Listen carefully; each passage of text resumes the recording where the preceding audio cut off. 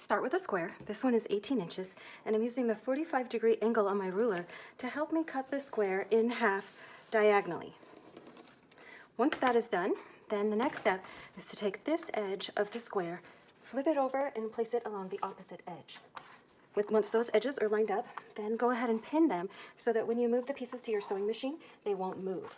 Then I'm going to go ahead and sew this edge right here with a 1/4 inch seam allowance.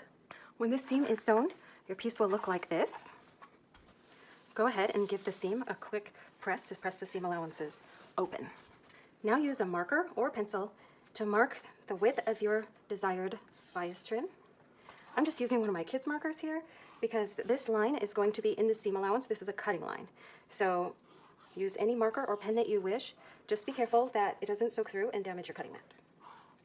So I'll go ahead and I'll draw lines all the way up to the top of the edge here.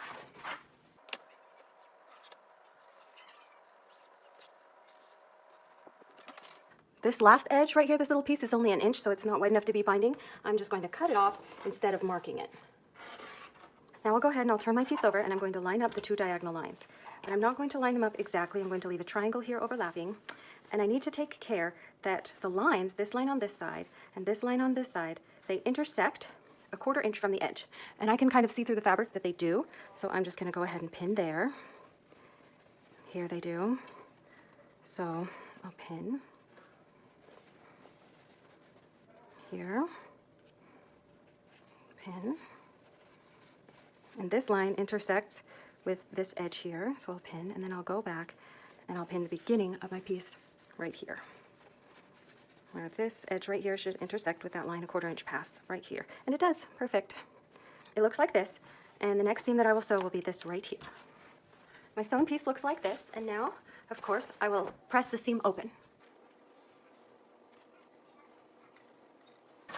And here comes the magic. All you have to do is cut along your line.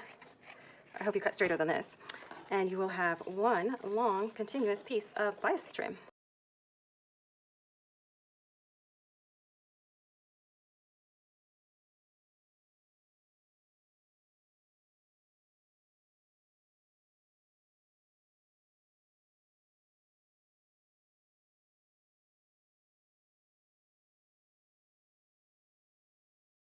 So there you go.